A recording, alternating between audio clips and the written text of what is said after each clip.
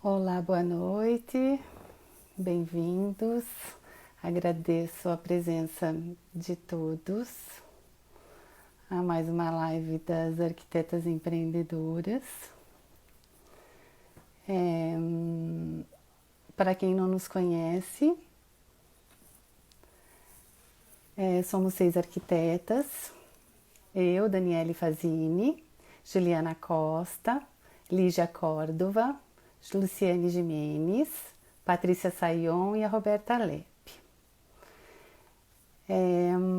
Hoje nós somos uma empresa, as arquitetas empreendedoras, nós somos uma empresa com o intuito de compartilhar conhecimento de arquiteto para arquiteto e também fazemos projetos, né? E a nossa live de hoje é com a designer gráfico educacional Renata Esbrogio, minha amiga, minha comadre, minha parceira em vários projetos. Vamos ver se ela entra aqui.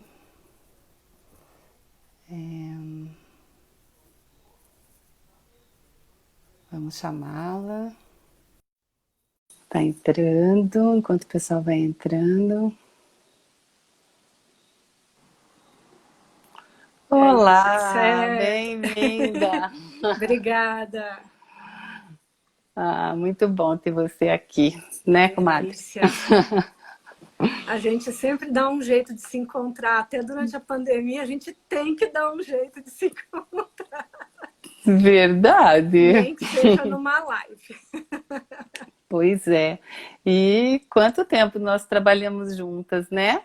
Ixi, já o quê? 18 anos? 15 anos, 18 anos, acho que por aí, né? Por aí, por aí. Desde quando estava na faculdade, a Rê já começou a estudar o meu logo. Quando eu me formei, eu já tinha meu logotipo.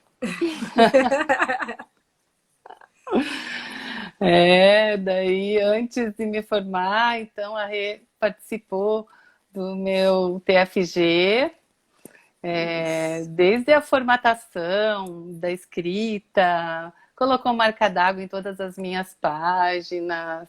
Foi uma sensação na biblioteca quando chegou.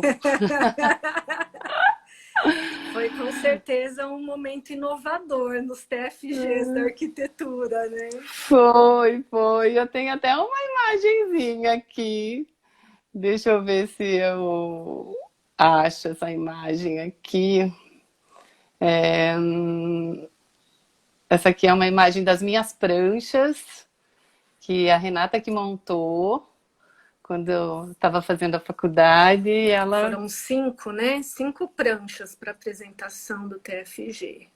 Foram. Também teve aqui a capa, a capa à frente, o verso, todas as páginas tinham marca d'água. Aqui é um TFG também que a Renata também fez, que era da Samira Nadruz. Isso.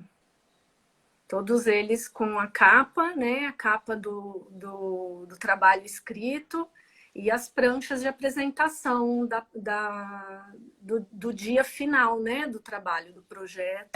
Agora não consigo tirar essa imagem daqui. Eu acho que ela vai ficar aqui com a gente. Mas tá bom. Deixa. Saiu, entrou, saiu, entrou. Deixa ela aí, tá bom. Vamos ver. E que mais? Depois, né, eu participei de um concurso com mais 2 amigas arquitetas, da Casa de Cultura de Monte Aprazível. E a Rê também participou da montagem de todas as pranchas, da prancha de apresentação, e fez muita diferença essa apresentação, né?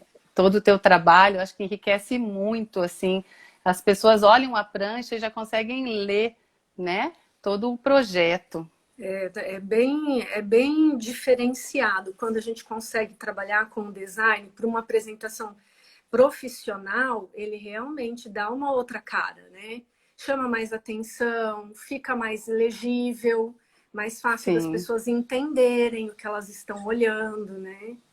Então, é uma parceria sempre necessária, o design com a arquitetura.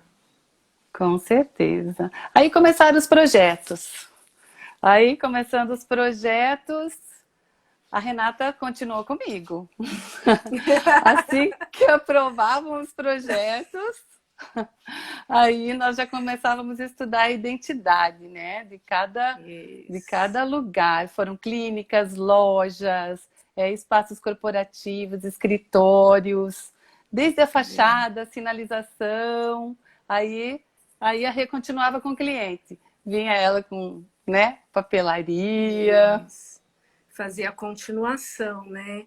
Então, desde o adesivo da porta de entrada da clínica, né? A identificação das portas e continuava com o restante do trabalho, cartão de visita, papel timbrado e outras coisas que iam entrando aí no pacote de serviço. É, então, eu não consegui tirar, comadre, a nossa Deixa a sua prancha aí, ela fica bonitinha imagem. aí, para a gente Vou matar a colocar, saudade vou da colocar prancha. essa do Mac. Vamos deixar. Então, a arquitetura e o design gráfico, eu acho que um abraça o outro, né, Renata? Sim, são profissões, eu acredito que meio gêmeas, né?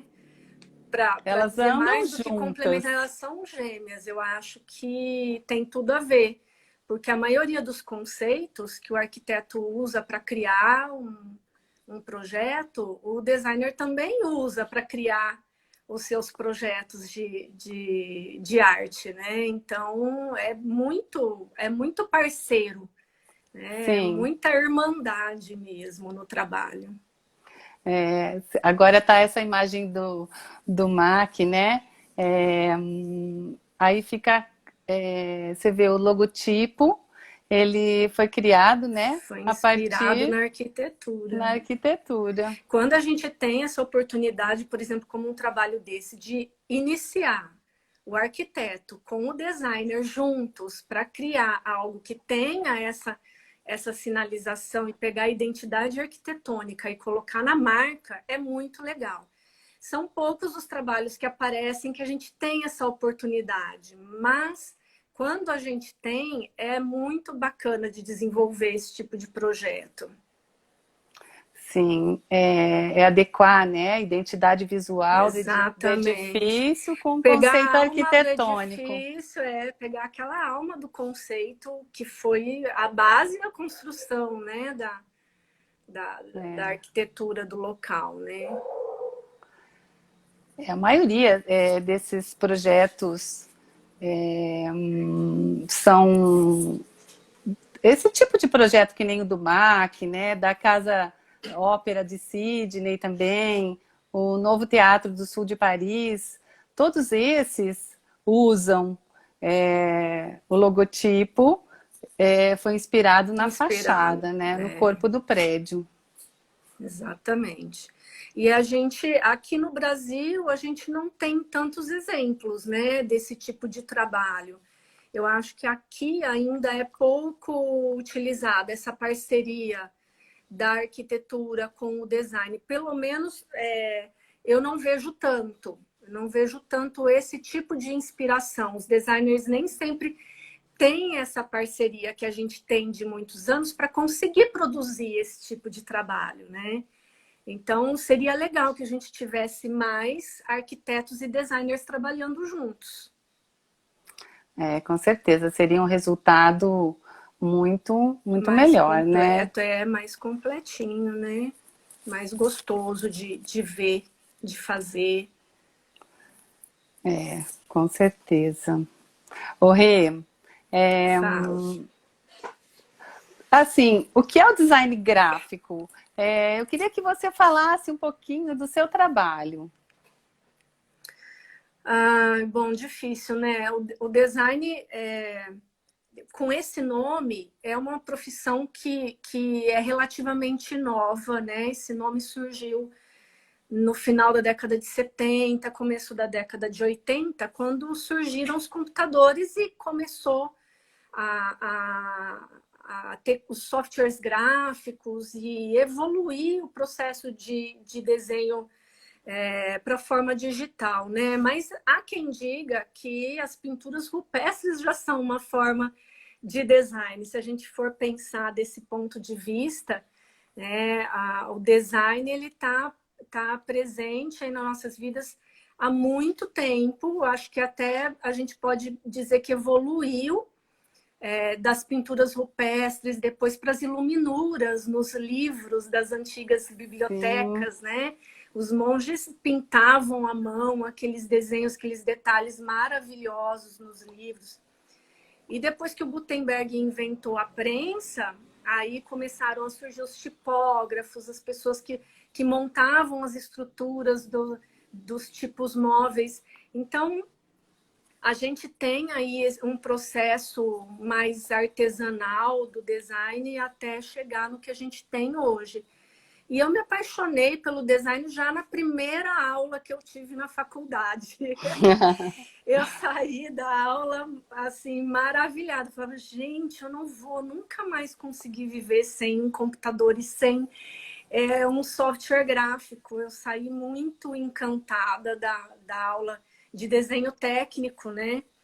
Que, na verdade, a minha formação por ser na área de desenho de moda, e naquela época ainda não existia essa, digamos assim, presença do termo design, né? Não era comum Tua como é hoje, paixão já veio né? da moda, Já né, Rê? Você veio, fez moda primeiro, verdade. sim, eu sou formada em desenho de moda hoje, considerado design de moda.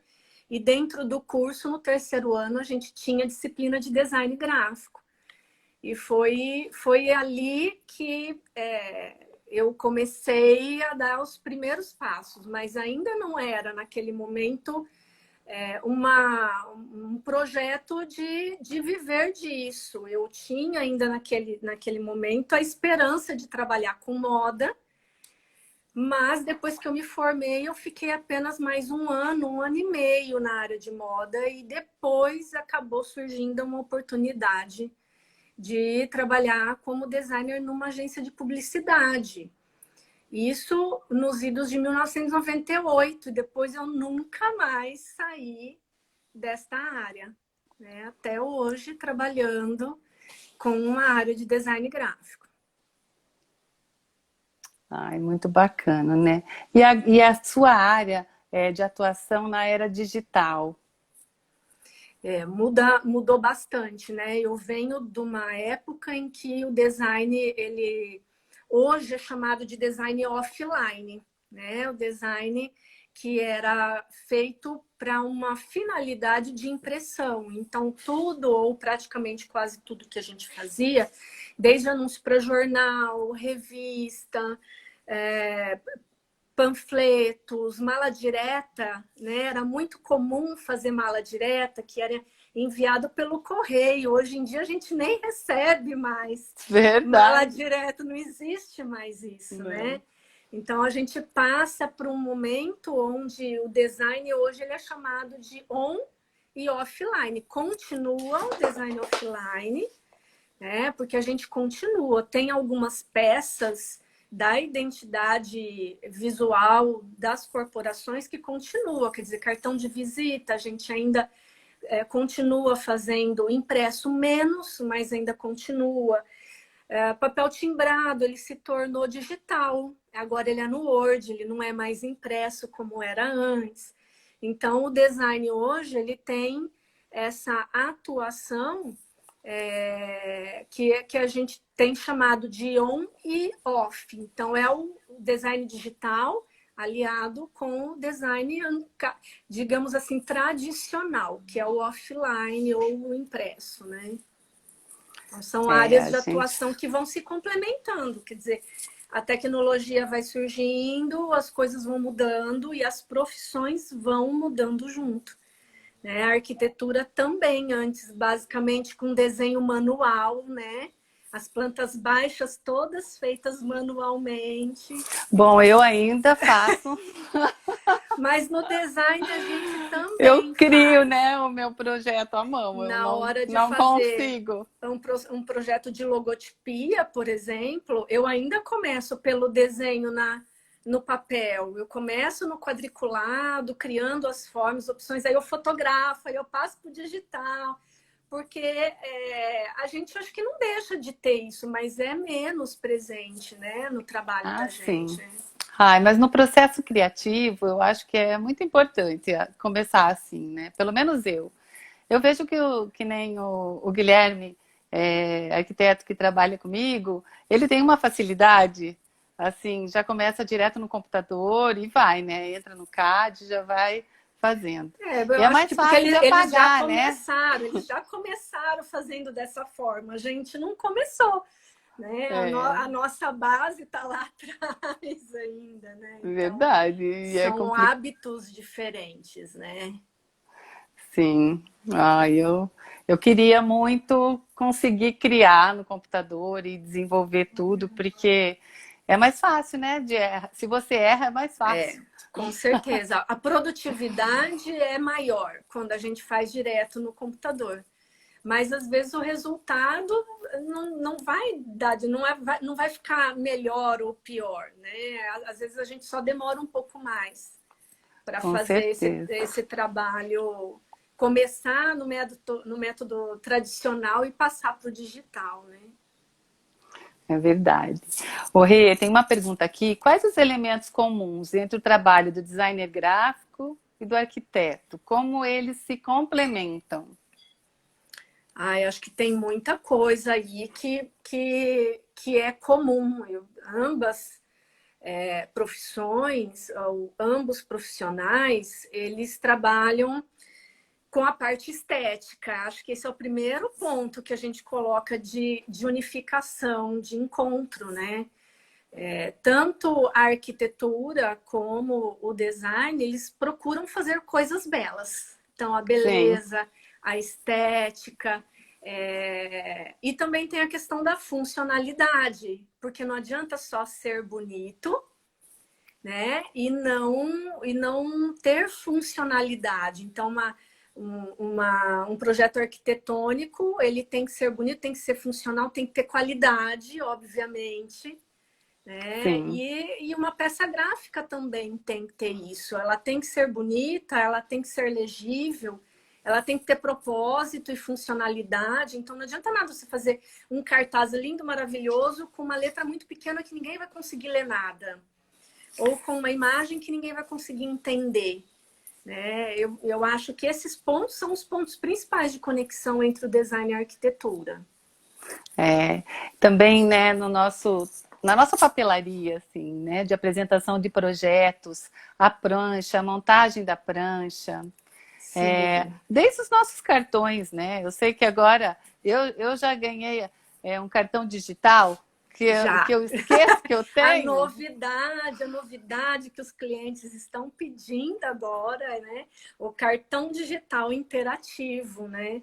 Porque o cartão impresso, ele vai deixando de ser uma peça fundamental, como a gente não atende só os clientes. Antigamente, os nossos serviços não eram oferecidos para fora da cidade, a gente entregava o Não, cartão direto para os clientes. Hoje, você pode pegar uma obra lá no Nordeste sem precisar ir para lá de fato. Então, o cartão digital interativo é a possibilidade de amplificação, de divulgação do trabalho do arquiteto e não só do arquiteto. Né? Eu já fiz o cartão digital para fisioterapeutas, o que que tem, para Rê? Explica para o pessoal psicopedagogos. assim o que tem nesse É cartão é a digital. mesma coisa, na verdade, de um cartão de visita impresso. Ele costuma ter as mesmas informações básicas, só que nesse cartão a gente coloca links. Então você envia o cartão pelo WhatsApp, é um arquivo de PDF, e na hora que a gente constrói essa arte, a gente liga, então o botãozinho do WhatsApp já está ligado no link que abre o WhatsApp da pessoa para falar com você direto. Também liga o botãozinho do portfólio, na página do seu site ou do portfólio que você vai mostrar para o cliente daquilo que você fez.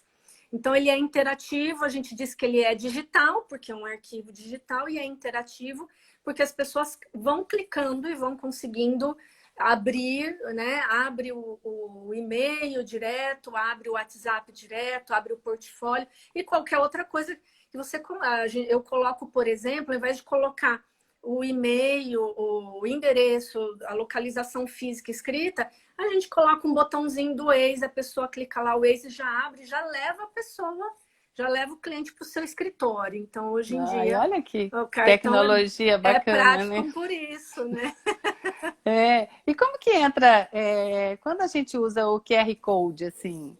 É, hum, O QR Code a gente pode usar em qualquer peça que não seja utilizada no celular, porque dentro do celular você não vai conseguir fotografar. Ele é feito para ser fotografado com o celular.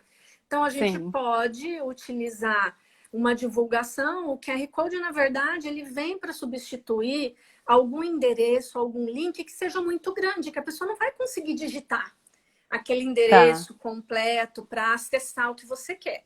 Então, hoje nós temos duas opções. Nós temos os sites ou os serviços, são tecnologias que a gente chama de encurtadores de link. Então, você pega aquele link gigante, encurta ele, para ele ficar fácil da pessoa memorizar e acessar.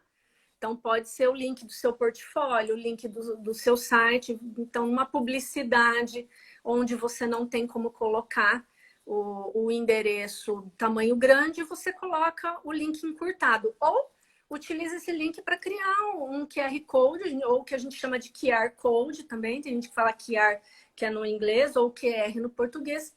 E aí a pessoa vai fotografar aquele código e acessar o que você quiser. Né? Então, qualquer link, qualquer coisa que esteja na internet, a gente pode transformar num QR Code para facilitar a vida de quem vai entrar no link.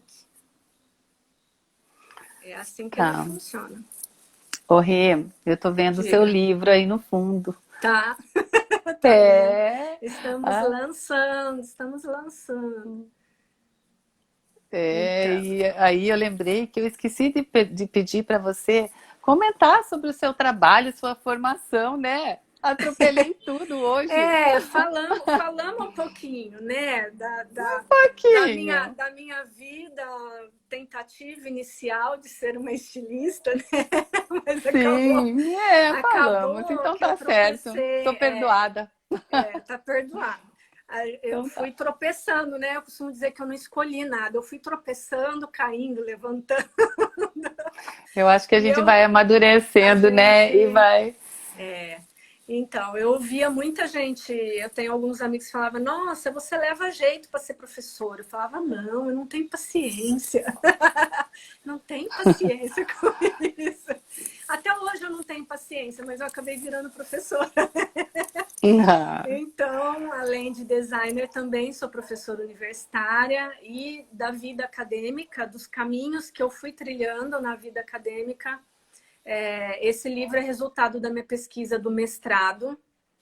Foi uma pesquisa onde eu estudei os objetos de aprendizagem para letramento digital em massa. E aí, essa dissertação do meu mestrado virou o livro que ficou prontinho essa semana, chegou essa semana aqui em casa e nós estamos organizando para fazer o lançamento do livro aí. É mais voltado para pessoas que trabalham na área de educação, que trabalham com tecnologias. Então, é uma pesquisa, resultado de uma pesquisa acadêmica que está virando uma produção agora. certo. Rê, como as pessoas podem escolher, por exemplo, um bom designer para trabalhar em parceria? São vários itens que a gente pode colocar aí, eu acho que como passos iniciais, né, para iniciar essa parceria. Primeiro, análise de portfólio. Então, é importante ver o portfólio desse designer para ter uma ideia do que ele já fez, de como é a conceituação de trabalho dele, o tipo de traço que ele usa, porque assim como os artistas plásticos, os designers têm uma espécie de identidade própria, digamos assim, um jeito particular de trabalhar, né? Então, a análise do portfólio ajuda a gente a ter uma ideia dessa qualidade visual, da qualidade de conceito e de apuro, digamos assim, artístico que esse profissional tem, né? Mas só o portfólio não é suficiente. A gente precisa também verificar sempre a formação desse profissional, né? Nós temos um problema muito sério no design gráfico por não ser ainda uma profissão reconhecida entre as muitas profissões que nós temos aí. Existe ainda a falta de valorização desse profissional justamente por não ter essa exigência formacional. Então, o que acontece? Assim como o jornalismo, que a gente vê essa briga todo ano, sai uma medida diferente. Então, tem ano que é obrigatório você ter diploma para poder trabalhar como jornalista. Tem ano que você não precisa ter diploma para trabalhar como jornalista. No design gráfico, é muito parecido, mas ainda não tem nem essa briga, porque não existe essa exigência. Então, nós temos um mercado super faturado de gente trabalhando com design. Verdade. Muitas dessas pessoas nunca estudaram nada a respeito de design. Então, ter um portfólio bonito não quer dizer que essa pessoa entende da parte técnica do que ela está fazendo. Então, fazer uma arte bonita não quer dizer que essa arte vai chegar na gráfica e não vai dar erro, porque a pessoa não sabe construir a parte técnica de forma a não causar prejuízos para o cliente, para o arquiteto lá na frente. Então, eu acredito que as duas principais condutas do arquiteto nessa escolha é analisar portfólio e analisar a formação. Não quer dizer que ele tenha que ter um curso superior, mas quais os cursos técnicos em que ele investiu? O que ele fez para conseguir aliar o senso estético com o senso técnico, né? Porque não adianta você ter uma coisa e não ter outra. O design, obviamente, que não é uma profissão como a medicina, que se você não souber operar um paciente, você vai matar ele lá na mesa, né? Cirúrgica. Então, a gente de alguma forma não tem essa responsabilidade de estar com a vida das pessoas nas mãos, mas eu costumo comentar com os meus alunos que se você faz um trabalho, por exemplo, você erra num cartão de visitas, é um trabalho pequeno, é um trabalho simples. Você vai trabalhar ali outros trabalhos, você vai conseguir pagar o prejuízo para o cliente.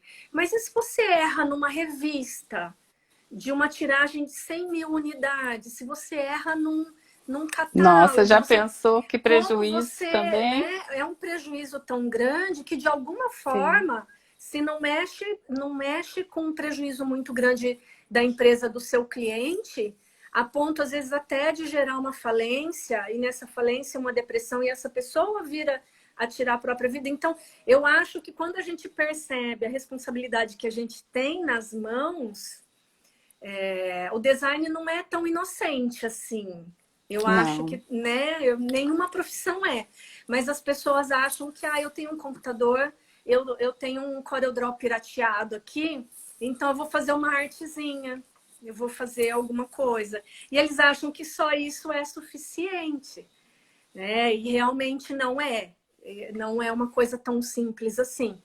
Então, a escolha, ela tem que se basear justamente na consciência desse profissional do que ele está fazendo. Criar é uma delícia. Todo mundo quer trabalhar com criação. Mas existe uma responsabilidade por detrás disso e a gente tem que, né, pensar... eu vou fazer com o outro lá, porque o outro ele cobra mais barato. Ele cobra mais barato, mas ele está usando software original ou ele está usando software pirateado? Ele compra quantos livros por ano para estudar? Ele investe em quantos cursos para se aperfeiçoar? Então, o design ele tem que ter essa visão de que também é conhecimento, é técnica, não é só beleza. Ai, com certeza, né? E também, assim, hoje em dia, você ter uma página, né, tua, bem montada, com o teu logotipo bem definido, né? Isso é tão Exatamente. importante. As pessoas hoje podem, por exemplo, se não te conhecem e alguém indicou, aonde que ela vai procurar?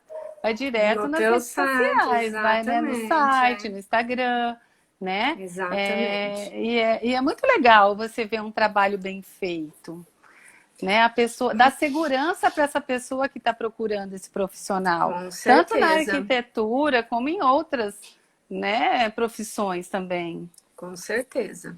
Isso é importante para qualquer tipo de negócio, desde os pequenos, né, até os grandes. Então, esse tipo de noção é muito, digamos assim,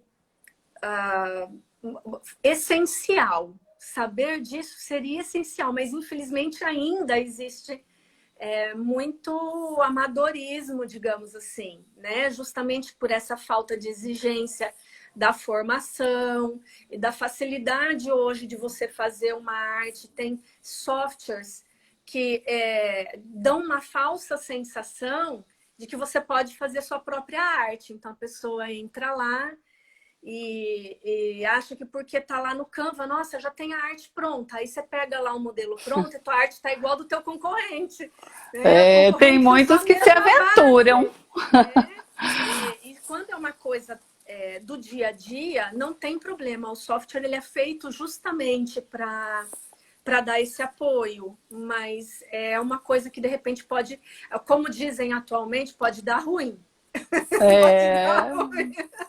com certeza, né? É aí que entra, acho que é a mídia negativa também, né? Sim, o marketing negativo ele é muito mais potente do que um marketing positivo bem feito.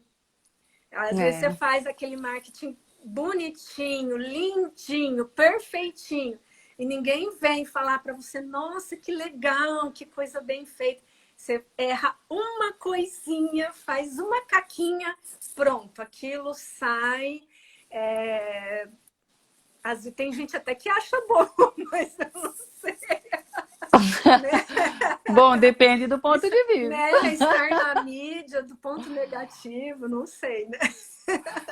É. E também, né, Renata, o que é preciso para ter um bom entrosamento entre arquitetos e designers? Eu acho que começa pela confiança.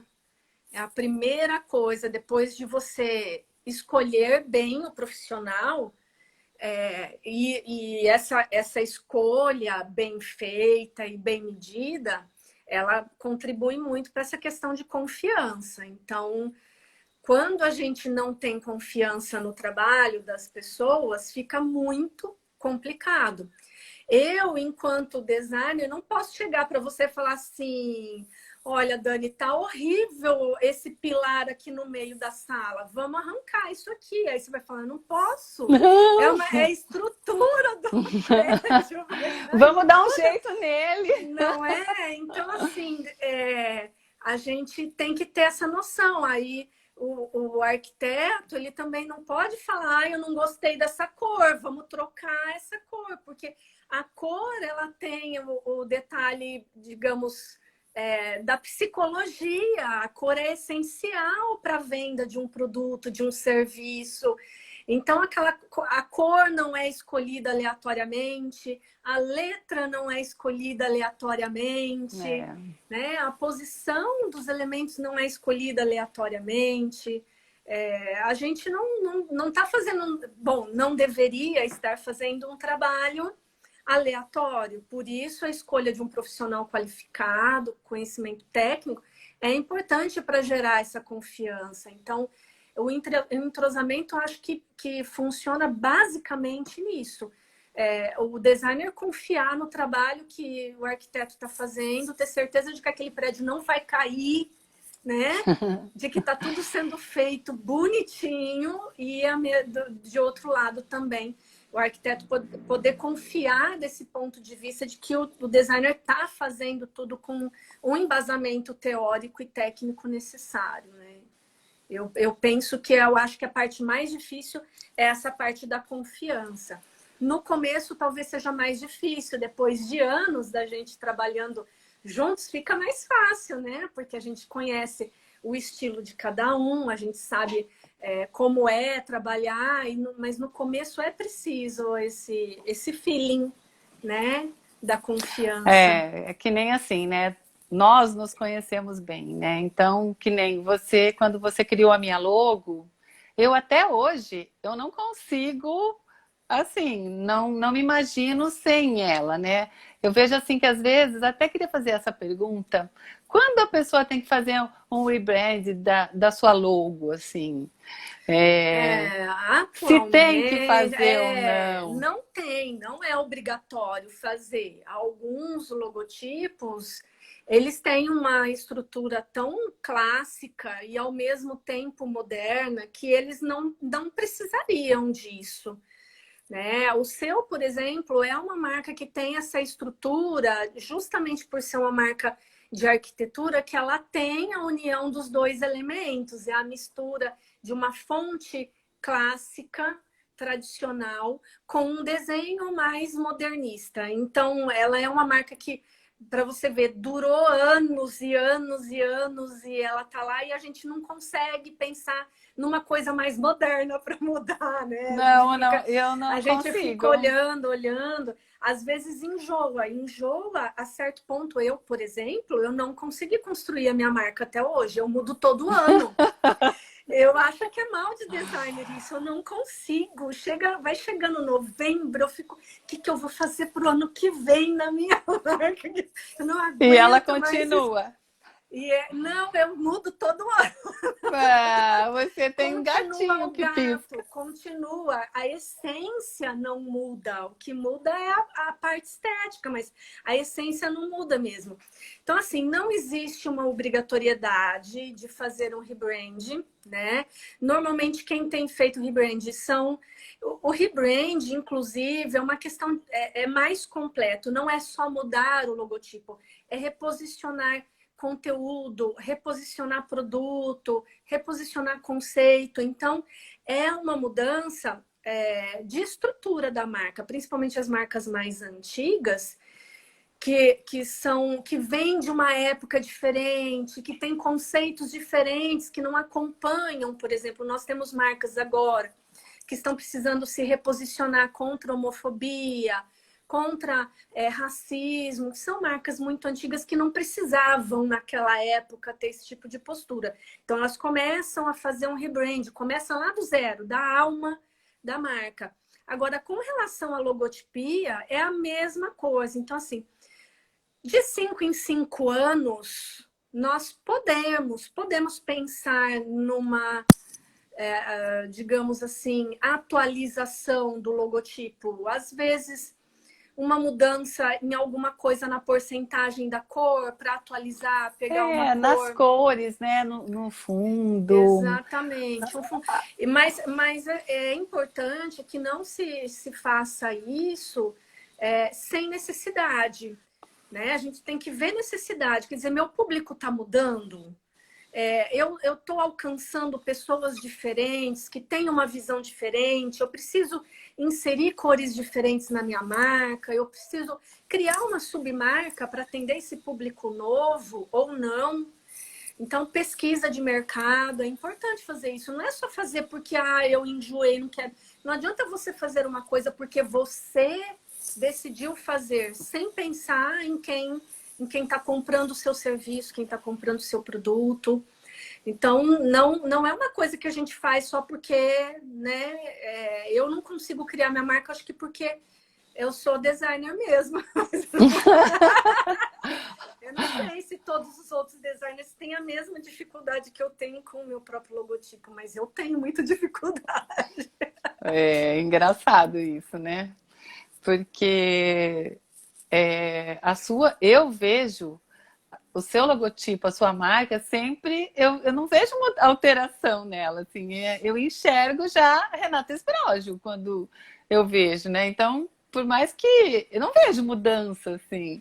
Vixe, eu preciso fazer uma exposição da evolução do meu logotipo ao longo dos últimos 20 anos. Você Você vai vê? ver.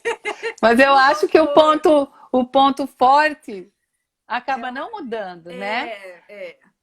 Eu acho que o essencial, assim, sempre fica. A fonte, por exemplo, eu tenho mantido sempre a mesma, porque eu gosto muito dela. Ela é uma mistura do tradicional com o moderno também. Eu acho que tem muita coisa. Eu mudei mais a cor, mudei bastante a cor. E ultimamente até tenho utilizado duas opções de fontes, mas é uma coisa que eu acho que a minha dificuldade, eu acho que quanto mais a gente estuda, pior é para a gente conseguir definir, porque a gente vê Com coisas certeza. novas, a gente está sempre antenado com o que está acontecendo. Então, você vê o que está acontecendo nos outros países, você tem que ensinar para o teu aluno, você fica salivando, eu preciso usar isso no meu logotipo. Então, eu fico com essa ansiedade, assim, eu não consigo determinar direito a minha marca. Mas eu acho fundamental esse entrosamento entre nós, no meu trabalho. Eu sinto, quando eu chego no final, assim que eu vejo que eu vou entregar, eu já começo a ver, né? A pessoa às vezes é uma reforma, ela tem uma letra caixa, aquilo custou caro, né? E eu já quero aproveitar de alguma forma. Fazer diferente. Eu quero usar aquela letra caixa que o cliente pagou uma fortuna e não quer perder, né? Daí eu já grito, Renata, como que nós podemos usar isso? É sempre uma questão do poder, a necessidade do financeiro com a questão do necessário. Sim. O design e a arquitetura não tem uma lógica, não existe uma receita de bolo, né? E é muito comum, não é só assim no meu logotipo que eu vejo isso, mas quando eu faço um trabalho para um cliente e tô para entregar, que está no final, eu falo, puxa, mas eu podia ter feito isso de forma diferente. Aí eu olho, depois de 2, 3 anos, aqui eu falo, mas como é que eu fiz aquilo? Então a cabeça da gente muda muito, né? A gente tem essa dificuldade de enxergar as coisas durante muito tempo da mesma forma. Acho que por isso a gente está sempre tão insatisfeito com o trabalho que a gente faz. Na hora que a gente faz, fala, nossa, é isso, legal. No dia seguinte você acorda e fala, não é isso. Não é isso. Vamos mudar tudo, não é isso. Mas é sempre essa questão. Eu acho que isso é a busca, né? De sempre tentar melhorar, de apresentar assim, o que Exatamente. tem de mais moderno assim, funcional, né? Você fica pensando, aquilo vai funcionar? Será que vai dar leitura? Por exemplo, eu lembro quando eu fiz o SEDAP, eu fiz a recepção, a cor, e eu já deixei um vidro imenso ali, que ali já era o lugar que ia Exatamente. colocar, né, o O nome de todas logotipo e as a pessoas da faixinha. clínica, né? Aí quando você veio, você já tinha aquele espaço ali. Então, acho que isso sempre anda muito junto, né? E Exatamente. adequar essa identidade visual, né, no conceito arquitetônico, isso é fundamental. Quando tem essa unificação, o trabalho fica mais completo, né? Quando você primeiro trabalha a reforma e depois você vai trabalhar a parte do design, muitos designers nem se preocupam em olhar a questão da estrutura arquitetônica para tentar fazer isso. Então, às vezes faz um logotipo ultramoderno, sendo que o ambiente foi projetado para ser um ambiente clássico, né? É Não verdade. tem nada a ver uma coisa com a outra. Mas isso é uma questão, é aquilo que eu falei, a questão da formação, do entender a função do design, não só a função, mas a importância do design trabalhar junto, né? Então não adianta você fazer uma arte ultra super de vanguarda para um cliente o público do seu cliente ser um público conservador. Você não vai vender aquele produto. Então as pessoas não entendem que não é o meu gosto pessoal. Eu não trabalho com o meu gosto pessoal. Eu trabalho com base técnica, eu trabalho com estudos, com lógica, com pesquisa de mercado. Então, não é fazer o que eu gosto. Eu não posso O usar cliente... não posso usar a cor que eu quero, que é a cor que é a minha cor, né? Senão eu ia colocar vermelho em tudo, eu ia tacar vermelho em tudo, né? Mas eu não posso. Verdade. Eu tenho que me conter, eu não posso usar. Então é muito essa questão da consciência. Aí que vem, né, a consciência e essa parceria, né? Esse entendimento do cliente, né? Aceitar, por mais que ele queira aquele vermelho, que entender, conseguir ouvir, né? Que não vai ficar legal. Ouvir, eu acho que até ouve. A questão é aquela questão da confiança que eu te falei, que é o elemento mais difícil de acontecer. Não só entre o arquiteto e o designer que está trabalhando junto, mas do cliente lá, o terceiro também ter essa confiança, porque ninguém chega para o médico e fala, eu não vou tomar esse remédio, não vou tomar 2 comprimidos, não, eu vou tomar um só, porque um só... Ninguém chega para o médico e refuta uma receita médica, mas para o designer, sim, ninguém quer. Você fala para ele a melhor cor para sua marca é essa, o cara fala, não, eu não quero o verde, eu quero o roxo. Aí você fala, meu Deus do céu, não tem nada a ver com o seu público, não tem nada a ver com o seu produto, não vamos, né? Então as pessoas, elas não conseguem entender a parte técnica que existe por detrás do design. Eles acham que a gente faz isso por uma questão de gosto só. E eu acho que isso vem muito dessa desvalorização do mercado, da área do design, imposta pela falta de regulamentação da profissão. Então, qualquer pessoa pode trabalhar com isso, resolver viver disso, e nunca estudou isso, nunca entrou numa sala de aula para saber o que é um papel timbrado, quais os requisitos técnicos para um papel timbrado, o que acontece com esse papel timbrado quando ele é impresso numa gráfica offset e quando é impresso, por exemplo, numa impressora caseira, né? Muitos designers, por exemplo, eles não sabem a diferença dos processos de impressão, o que é uma rotogravura, o que é uma flexografia, o que é uma offset plana ou uma rotativa, e que cada tipo de arte precisa ser feito de um jeito diferente para cada tipo de processo de impressão.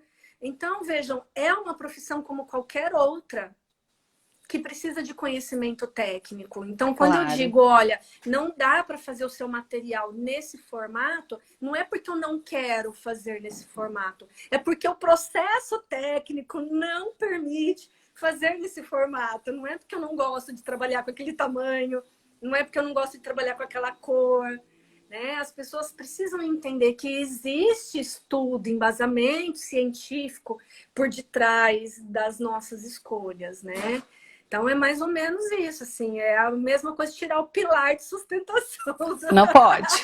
Não pode. Não pode. Eu posso não gostar daquele pilar, mas ele vai ficar ali, porque não pode. Vai ficar ali.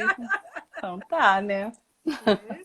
A gente pinta ele de um jeito diferente, reveste de uma forma diferente, põe um papel de parede nele, né? Mas vai obras ficar. de arte, mas ele vai ficar ali. A gente vai dar um jeito, mas vai ficar ali, né?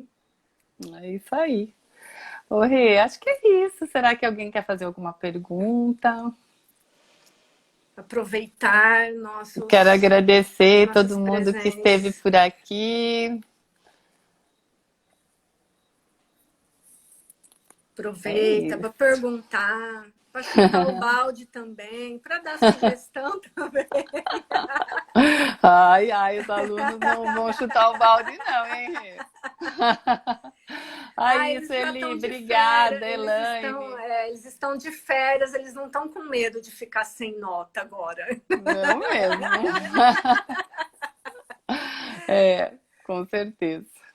Aí, a Sueli tá mandando um tchauzinho, a Elaine. Tchauzinho, tchauzinho. Obrigada, Lara. Então tá bom, Renata, muito obrigada. Foi um prazer. Adorei você aqui, conversando um pouquinho. Foi muito bom Vai, relembrar todos os trabalhos que fizemos Ai, juntas. que delícia, delícia, delícia. Muito bom. Então tá bom. Então um beijo. Beijinho. Até a próxima. Semana todos. que vem tem mais live por aqui da turma. Opa. Um beijo. Beijão, gente. Obrigada, Rê, pelo Obrigada a vocês. Obrigada, Ju. Tá, Ju. Tchau. Até mais.